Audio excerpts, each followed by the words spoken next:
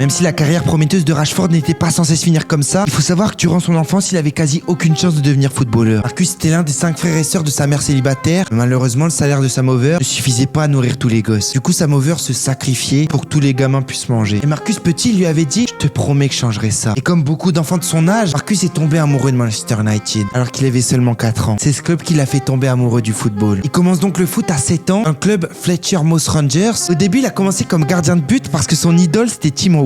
Et les entraîneurs sont rapidement rendus compte qu'il était fait pour être attaquant. Et on dit mon petit gars, remonte un peu, vas-y, reste là. Maintenant t'es attaquant de pointe. Il est rapidement devenu super bon. Il était au-dessus des autres. Il était tellement bon que Manchester City l'ont invité à s'entraîner au centre de formation. Marcus y va pendant 2 semaines et il était à 2 doigts de signer là-bas. Mais Manchester United est intervenu. Ils lui ont dit mon petit Marcus, il est claqué le centre de formation de Manchester City. Viens dans notre centre de formation, tous les plus grands viennent de chez nous. Il l'invite à voir l'équipe première et à découvrir toutes les installations. Et évidemment, le petit Marcus, il est émerveillé. C'était son club de cœur quand il était petit.